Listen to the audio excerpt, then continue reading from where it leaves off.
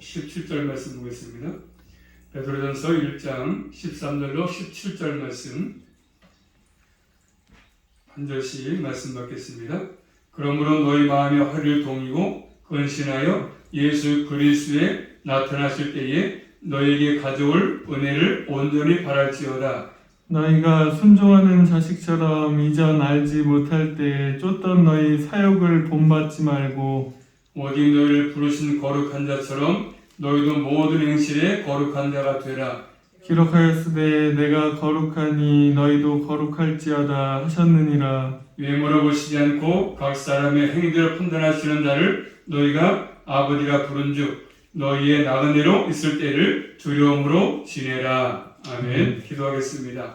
하나님 감사합니다. 거룩한 주일 허락해 주셔서 아침에도 주 앞에 나와서 신령과 진정으로 예배하게 하시고 또 아버지 저녁에도 불러주심으로 이 아시아도 주의 말씀을 상고하게 하신 아버지 감사합니다. 또 말씀으로 저희에게 은혜를 공급해 주셔서 또 한동안도 삶의 현장에서 넉넉히 말씀에 힘이 되어서 승리할 수 있도록 도와주시고 또 인간의 강건함도 주셔서 우리 모두가 한동안도 주의 보호하심과 인도하심으로 살아갈 수만 있도록 함께하여 주시옵소서. 예수 그리스도 이름으로 감사하며 기도 올리옵나이다.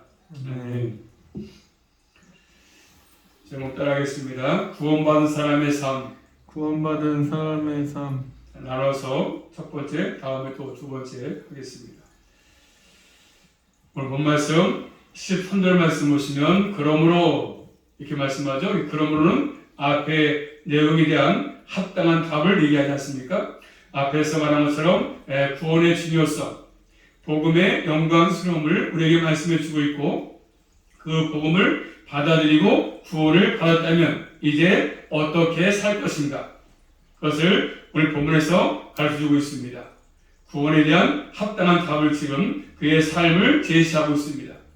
먼저 결국 구원을 확인하는 게 필요하죠. 구원을 확인하는 것. 내가 정말로 구원을 받은 사람인지 확인이 필요합니다. 한번 찾아볼까 말씀을요. 고린도후서 13장 말씀 보시면 먼저 구원을 확인하는 것이 필요한데 고린도후서 13장 5절 말씀 보시면 이렇게 말씀하십니다. 고린도후서 13장 5절 말씀 시작. 너희가 믿음 안에 있는가? 너희 자신을 시험하고 너희 자신을 확증하라. 예수 그리스도께서 너희 안에 계신 줄을 너희가 스스로 알지 못하느냐? 그렇지 않으면 너희가 어리운 자니라. 그 말씀하죠. 너희가 그래서 믿음 안에 있는가? 자신을 시험하라. 그리고 확증하라. 이렇게 말씀합니다. 자신이 구원받은 믿음을 가지고 있는지 확인을 해보라고 말씀하십니다. 구원받은 믿음, 그냥 단순히 내 신앙이 지식의 신앙인지 지식, 또 아니면 어떤 기적을 좋아하는 기적의 신앙인지, 아니면 일시의 신앙인지, 아니면 내 속에 그리스도께서 와 계셔서 참된 구원의 신앙이 있는지 스스로 자신을 검증해 보라 말씀합니다. 확인해 봐라 그런 것이잖아요. 이 사실을 확인하지 않고 살면 내가 구원을 받은 사람인지 확인하지 않고 살면 항상 종교 생활 하기가 쉽습니다. 종교 생활 그냥 막연하게 교회 왔다 갔다 하고 하는 것이죠. 종교 생활, 형식적인 생활, 의식적인 생활을 할 수밖에 없습니다. 그러므로 신앙생활, 그리고 삶의 하나님과 교제가 있는 또 성령의 인도함 받는 그런 삶을 기다리기가 어렵습니다. 그러면 항상 자신의 믿음을 확증하는 것이 필요합니다. 내가 정말로 구원을 받은 사람인지, 그런 믿음을 갖고 있는지. 자, 이렇게 자신의 구원을 확인하고 구원받았음이 확증이 되었다면 이제 어떻게 살 것이겠습니까? 어떻게 살겠습니까? 오늘 말씀 보시면 13절 말씀 보시면 이제 그렇게 확신이 받은 구원이 확신되었다고 한다면 첫 번째로 한번 따라하겠습니다. 예수 그리스도께서 나타나심을 바라는 삶을 살라고 말씀하죠. 자, 예수 그리스도 13절 말씀 나타날 때에서 그것을 바라고 살라고 말씀하죠. 주님이 오실 때, 이때 예수 그리스도가 재림할 때 그때를 바라고 살아라 이렇게 말씀하십니다. 예수 그리스도께서 재림할 때 그 앞에 반드시 우리가 서야 되기 때문에 그것을 생각하며 살라고 말씀하십니다. 다시 말하면 예수 그리스도의 재림을 바라면서 사는 우리 그리스도인들은 첫째로 오늘 10절 말씀이니까 먼저 마음의 허리를 동이라 말씀하죠. 마음의 허리를 동이고 이렇게 말씀합니다. 허리 부분을 동이는 것은 결국 허리띠죠. 허리띠.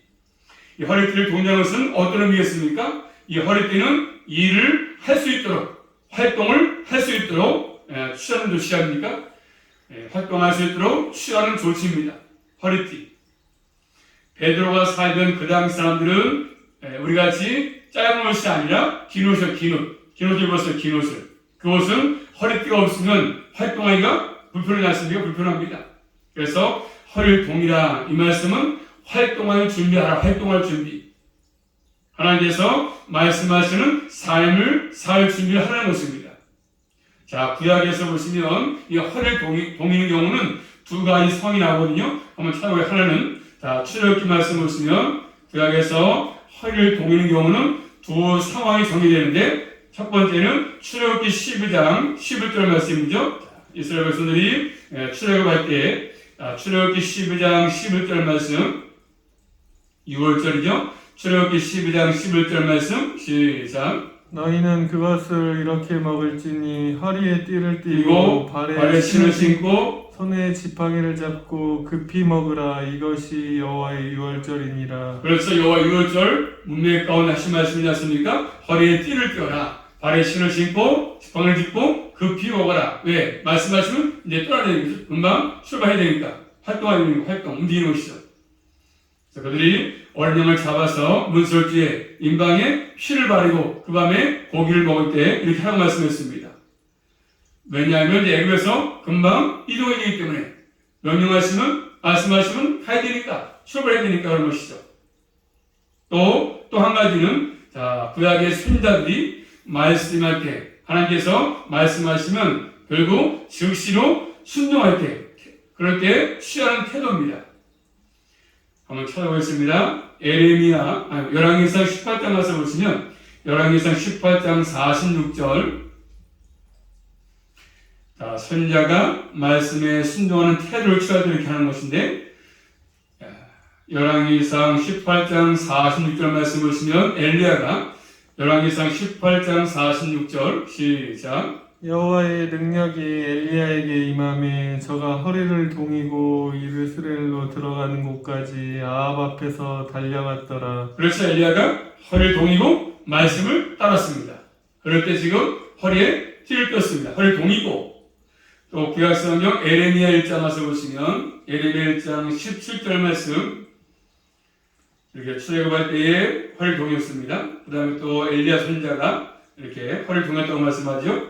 에레미야 1장 17절 말씀 시작. 그러므로 너는 내 허리를 동이고 일어나 내가 내게 명한 바를 다 그들에게 구하라 말하라 그 말씀하죠. 말씀에 순종해서 움직이라는 뜻이지 않습니까? 말씀에 순종해서 말씀이 떨어지면 주님 명령하시면 즉시로 움직이는 것입니다. 또 신약에 와서는 누가복음 말씀 보겠습니다. 신약에 누가복음 12장 35절부터 36절 말씀 보시면 자, 신약에서는 자, 허리 동이는 거, 허리띠를 띠는 거 누가복음 12장 35, 36절 말씀 보십니다. 한번 시작. 허리에 띠를 띠고 등불을 켜서 서 있으라. 너희는 마치 그 주인이 혼인집에서 돌아와 문을 두드리면 곧 열어주려고 기다리는 사람과 같이 되라. 아멘. 자, 허리에 띠를 띠고 등불을 켜고 서 있으라. 너희 마치 그 주인이 혼인집에서 돌아와서 문을 두드릴 때 있죠. 두드리면 열어주라. 기다렸다가 열어주라고 말씀을 하십니까? 그래서 그런 모습을 보이고 있습니다. 자, 그런 것처럼 우리는 항상 주님의 재림, 주님의 오심을 준비하는 삶을 살아가는 것이죠. 언제 올지 모르기 때문에 항상 깨어서 주님을 말 준비를 하라고 말씀합니다. 또 오늘 본문의 주인공 이 베드로 사도는 허리를 동일할 것을 뭐라고 말씀합니까? 자, 오늘 본 말씀 볼까요? 13절 말씀 보시면 시작. 그러므로 너희 마음에 허리를 동이고 어디에다가 마음에 허리를 동여라 이렇게 말씀하죠. 베드로 사도는 허리를 동여할 것은 마음이다. 마음. 이 마음이죠. 마음은 생각이죠. 가치관을 말해서 가치관, 판단, 작용하는 것이 작용. 생각의 작용이 일어나는 것이지 않습니까? 우리의 생각의 활동을 바르게 해야 한다. 그런 말입니다. 그래서 이 세상의 생각과 가치관과 판단 따라 살지 말고 이 세상 가치관, 이 세상의 판단이 아니라 그래서 우리의 마음의 생각, 가치관, 판단. 자, 생각은 삶으로 드러납니다. 드러나. 적극적으로 주님의 나타나심을 바라는 준비를 하는 것이지 않습니까? 주님의 재림을 기다려라. 주님의 오심을 기다리라고 말씀합니다. 가만히 있지 말고 결국 활동해라. 하나님은 나를 위해서 활동하라 말씀합니다. 그러므로 우리 예수 믿는 그리스도인들은 각자 직장에서 아니면 농부들은 농부밭에서 또 다양한 삶의 터전에서 항상 열심히 활동하고 있지 않습니까? 열심히 살고 있습니다. 그러면서도 뭐죠? 직장에서 삶의 터전에서 항상 주님의 오심을 준비하라. 허리를 동여라. 마음을 동여라. 이렇게 말씀하십니다. 주님께서 비유로 말씀한 대로 주인이 맡긴 돈을 땅에 묻어두지 말고 그 맡긴 것을 잘 활용해서 주님 오심을 기다리면서 돈을 활용하는 삶을 살라고 말씀합니다. 다시 말하면 주님이 오시는 삶을 살라고 말씀합니다.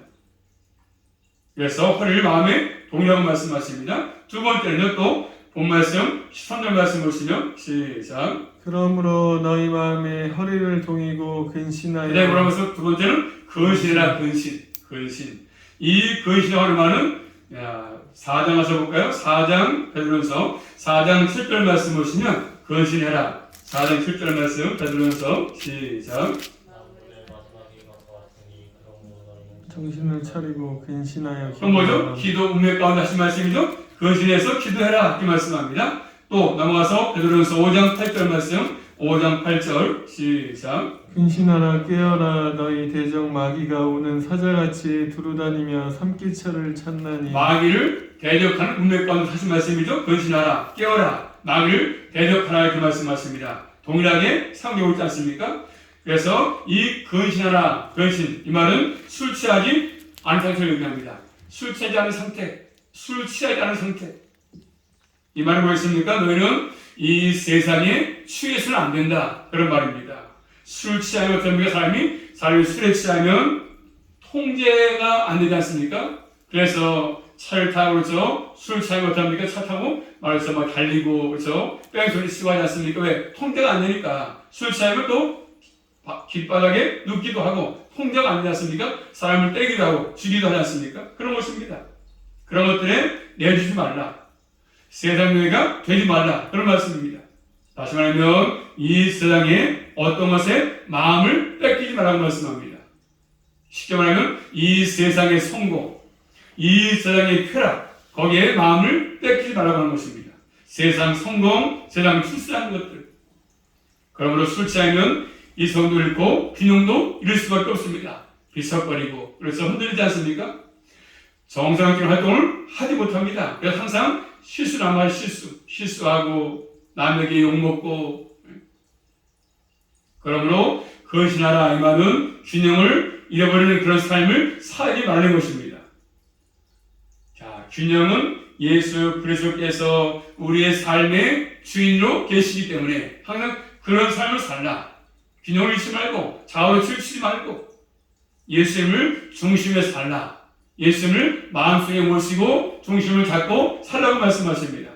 그러므로 예수 그리스도인들은 하나님의 백성들은 예수 그리스도의 주되심을 바르게 고백하지 않으면 결국 주님을 나의 주인으로 모시지 않으면 삶의 균형이 깨질 수밖에 없습니다. 균형이 깨집니다. 균형이. 그러면서 세월을 부지런히 낭비합니다. 그저 목적도 없이 그저 왔다 갔다 주의 날도 모르고 예배 시간도 모르고 그냥 왔다 갔다 하는 겁니다. 그저 부지런히 세월을 낭비하는 것이죠. 왜? 그 마음 가운데 중심에 주님이 안 계시니까 균형이 깨져버린 것입니다. 그러다 어느 순간에 인생 이 땅에서 내 이제 다 됐구나, 내가 다 살았구나, 얼마 안 남았구나. 그때 이제 깨닫지 않습니까? 그 다음 또죠. 주님 만회되니까 그때 가서 뭐라고 말하겠습니까? 내가 바빠서 그랬습니다. 예배를 못했습니다. 주일날 기회 못 왔습니다. 말할 수가 없겠습니까? 그때 가서 주님 앞에 뭐라고 말하겠습니까? 우리는 항상 주님을 우리의 삶의 가장 중심에 모시고 그분의 통치를 받고 사는 게 필요하고 항상 말씀 앞에 늘 각성하는 삶을 사는 게 필요합니다. 한마디로 하나님의 말씀으로 우리의 삶을 굳게 세우는 게 필요합니다. 말씀에 굳게 서 있어야 해서 내 삶의 마지막을 맞더라도 우리의 신앙이 깨지지 않고 균형이 깨지지 않고 믿음이 흔들리지 않는 것이지요. 하나님의 반석 같은 말씀이 항상 우리의 삶을 세우고 건축하라고 말씀하십니다. 그래야만이 우리의 삶의 균형이 깨지지 않습니다. 예수님도 이 땅에 오셔서 항상 말씀이 중심이시고 하나님이 마음속에 중심이시니까 우리 예수님은 균형의 삶을 살았습니다. 세상에 의해서 우리는 주님과의 관계가 깨져서는 안 된다고 말씀하십니다.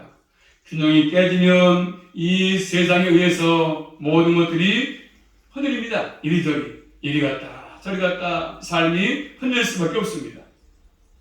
그 다음에 또 세 번째입니다. 오늘 본 말씀 13절 말씀 보시면 다시 한번 시작. 그러므로 너희 마음에 허리를 동이고 근신하여 예수 그리스도에 나타나실 때에 너희에게 가져올 은혜를 온전히 바랄지어다. 아멘. 세 번째 뭐라고 말씀하죠? 우리에게 가져올 은혜를 온전히 바라라. 그 말씀하지 않습니까? 우리에게 가져온다. 주신 은혜, 완성된 구원을 말씀하죠. 또는 온전히 굳건한 강한 그런 뜻입니다. 교회는 우리에게 가져다 주실 은혜를 향해서 나가지 않습니까? 바라다, 소망이죠, 소망.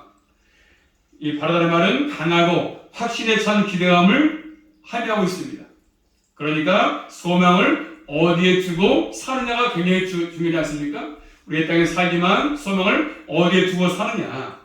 그리고 온전히, 이 말은 완전하게 그런 것보다는 일관성 있게 항상 일관성 있게 하는 것이 일관성 있게 굳건하게 주님의 은혜를 바라보면서 우리에게 간 여정이 그런 길을 걸어가라고 말씀하십니다. 주님께서 재림하시면서 우리에게 주실 은혜, 그래서 얼마나 피했습니까? 영광스럽고 주님을 맞이할 때 그 펼쳐지는 그 모든 것들, 영광스러운 것들, 은혜를 바라는 사람답게 이 땅에서 충성되게 주님을 위해 살라고 얘기하고 있습니다. 그러므로 우리 모두는 진정한 소망은 그 사람의 삶을 깨우는 것이지 않습니까? 진정한 소망이 있다면 그 사람은 균형 있게 주님을 바라보고 재림을 기다리며 살 수밖에 없는 것입니다. 주님을 만나기를 소망하면서 사는 것이지 않습니까? 그래서 소망이 없는 사람과는 전혀 다른 삶을 살 수밖에 없는 것이죠. 소망이 없으니까 그저 이 땅에서의 모든 것들을 추구하고 살지 않습니까? 우리는 소망이 있기에 주님을 의지하고 사는 것입니다. 그 다음에 또 크게 두 번째로 말씀 보시면, 자, 그 다음에 또 뭐라고 말씀하죠? 그 다음에 14절 말씀 보시면, 시작. 너희가 순종하는 자식처럼 이전 알지 못할 때 쫓던 너희 사욕을 본받지 말고. 자, 그 다음에 뭐라고 말씀하죠? 순종하는 자식처럼 하나님의 자녀에서의 삶을 살고 말씀하죠? 하나님의 자녀에서의 삶을 살라, 자식처럼. 예수 믿는 사람을 하나님의 가족이다, 가족. 그래서 하나님의 자녀는 결국 아버지께 순종한다. 왜? 자녀니까 아버지께 순종하는 것이죠. 자, 아버지께 자식으로서 순종하기 위해서 뭐가 필요합니까? 주님을 전에 알지 못하던 때에, 하나님에 대해서 무지하던 때 사역을 본받지 말라. 주님을 알지 못할 때의 삶의 원리, 삶의 특성이 뭡니까? 항상 사역이죠, 사역. 타락한 본에 나오는 죄된 욕구 아니겠습니까? 그런 것들을 생각하고 그런 것들을 행하지 말라. 그렇게 말씀합니다.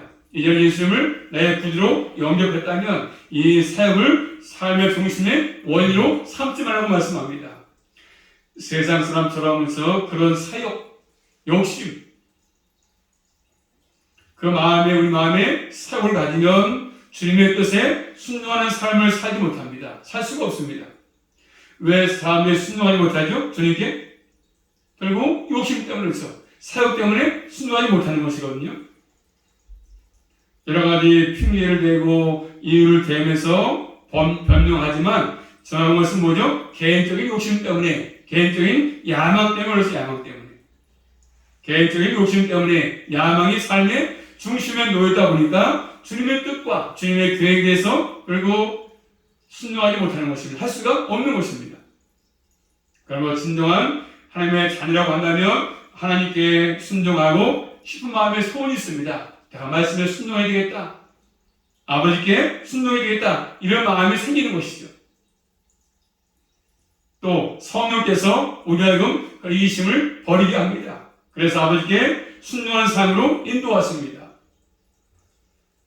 우리 예수님께서 보여주신 하나님 앞에서의 순종의 모습, 한번 찾아볼까 말씀을요. 히브리서 5장 8절 말씀 보시면 우리 예수님께서도 하나님 앞에서의 삶의 모습은 순종의 순종, 항상 순종에서 베풀어 주시는 히브리서 5장 8절 말씀, 히브리서 5장 8절입니다. 시작. 그가 아들이시라도 받으신 고난으로 순종함을 배워서 그래서 순종을 배워서 항상 예수님은 하나님께 순종을 했습니다. 순종. 우리의 삶의 자수도 마찬가지죠. 말씀에 순종이 필요합니다. 우리 자신의 마음, 우리의 언어, 행동이 주님 보시기에 순종하는 것 필요한 것이죠. 내가 언제나 주님 말씀 앞에서 내가 순종하고 있는가 아니면 무순종하는가 한 번쯤 생각해보는 것들이 우리에게 필요합니다. 이전에 주님을 알지 못할 때는 주님께 무순종의 삶을 살았지만 이제는 주님을 아니까 자녀가 되었으니까 말씀에 순종하라 그런 말이죠. 예수님을 알게 되었으니까 이제는 사역이 중심이 아니라 예수 그리스도가 중심이니까 그럼 그분 앞에 말씀에 순종이 필요한 것이지 않습니까?